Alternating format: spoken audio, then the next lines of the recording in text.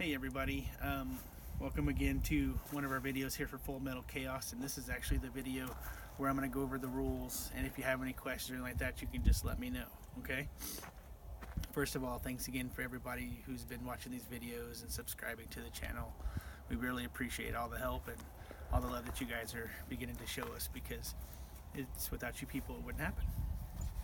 And first one, like I said, this is all the rules. If you want a copy of them, I can email them to you, or you can watch this video, and if you have any questions, just let me know, okay?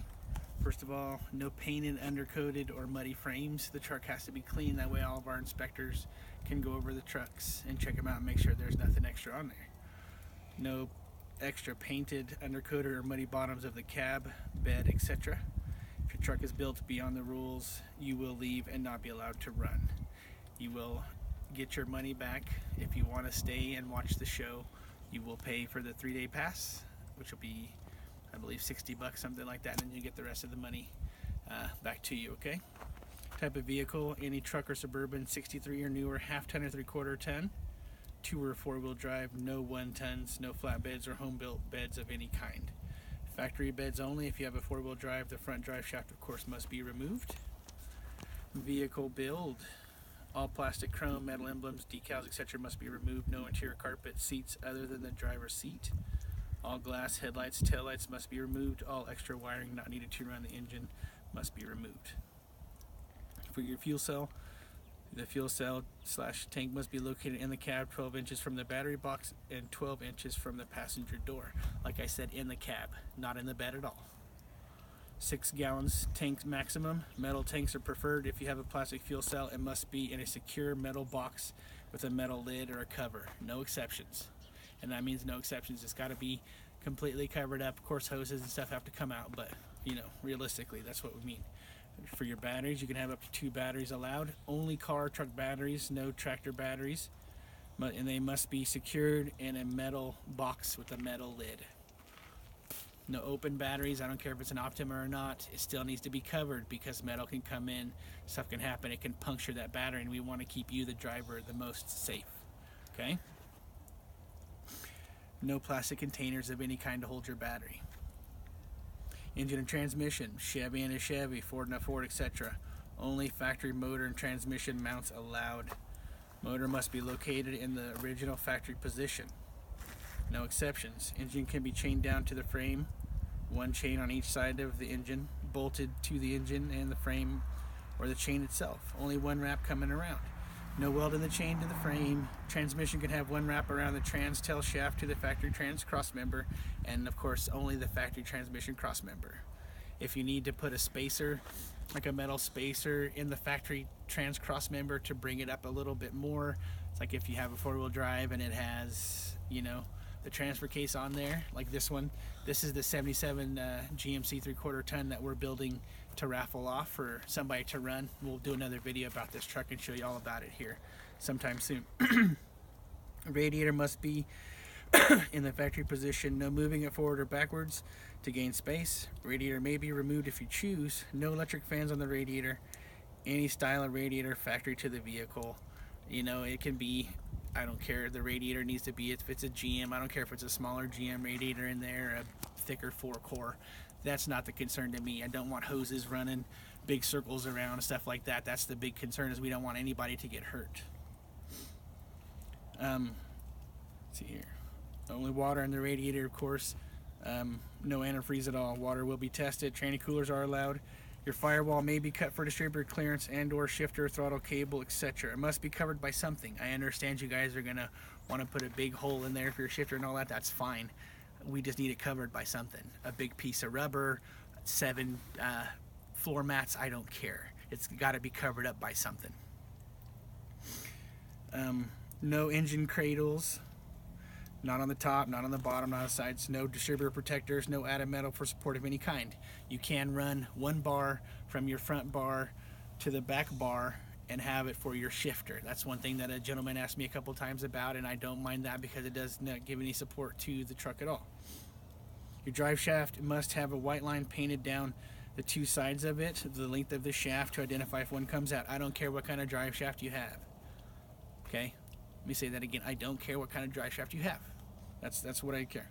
Tires and wheels only. Department of Transportation tires with 10 ply with a tube only. No foam-filled tires, no forklift or loader tires allowed.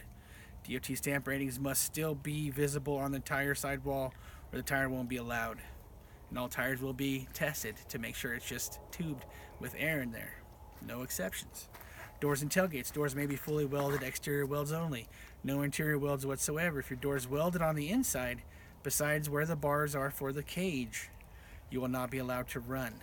I don't want people coming and having a bunch of extra welds and try to spend 2 or 3 hours slowing everything else down to cut out stuff. That's why I say a lot, no exceptions. Because we're not going to spend 2 hours, 3 hours to wait for a couple guys when everybody else has showed up and built good, solid trucks. Full exterior welds only, no exception. If your tailgate is welded on the inside of the bed in any spots, you will not be allowed to run. Tailgate can be welded down the sides, across the bottom on the outside, and on the side, just not in the inside, okay? No, let's see here, doors allowed on let's both. Door bars are allowed on the outside of both front doors only, 10 inches in front of the door and 10 behind the front door. Bolted or welded on. If either bar comes off, you will be disqualified. No exceptions. The door bars must not attach to the bed in any way. I understand they can run right alongside the bed. That's totally cool, but they're not going to be attached to the bed. Or to, you can have them notched to not catch on anybody, and you can have them welded to the front fenders or the back.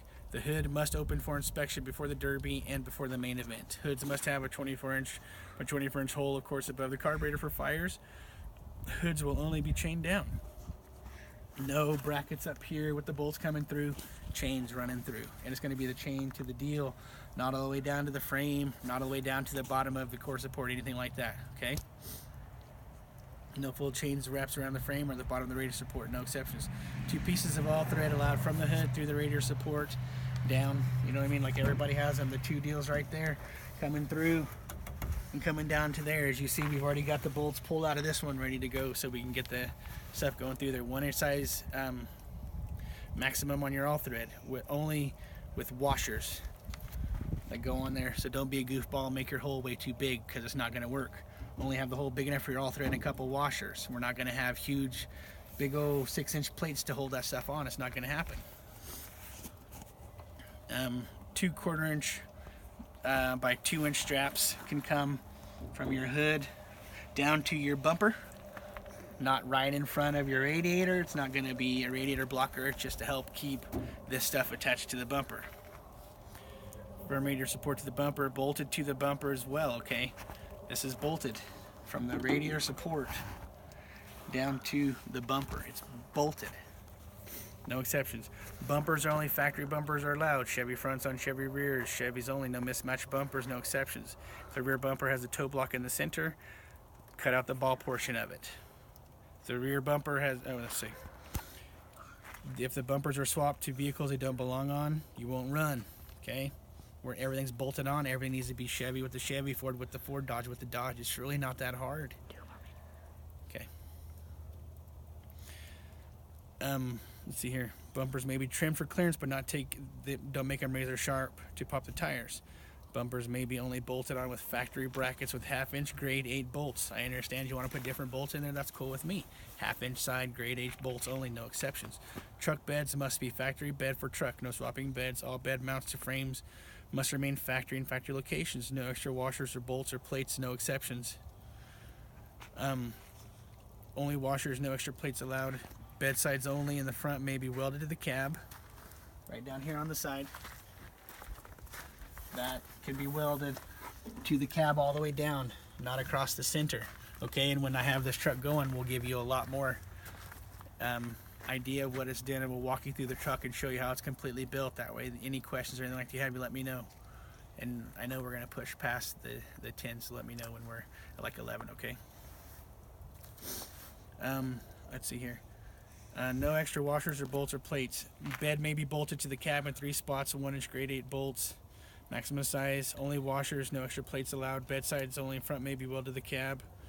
No welding top or bottom of the bed to the front of the cab. No chains from the bed to the cab or bed to the frame allowed. No exceptions. No tucking or smashing bed sides down or inwards. No exceptions. Bed sides may not be welded to the bed floor. Tailgate may be welded to the bed sides and bed floor exterior welds only. Tailgate may not be tucked, bent over, or in any position other than factory original. I don't need scoops picking up trucks and driving them all around. This isn't a tow truck service. This is a derby.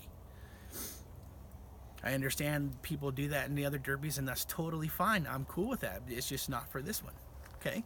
Everybody, I keep getting calls and keep getting emails about why am I being so mean about this stuff. I'm not being mean at all. This is just how I'm going to run this series of derbies. And it's a different series of derbies, but it's $10,000 to win for the trucks only. Nobody else is offering $10,000 for one class that I know of, especially here in Colorado. So that's just why I'm doing it this way, because I want everybody to have a shot to win good money, plain and simple. Okay, tailgate may be welded to the bed sides and bed floor. Exterior welds only, like I said, may not be tucked, bent over in any other position.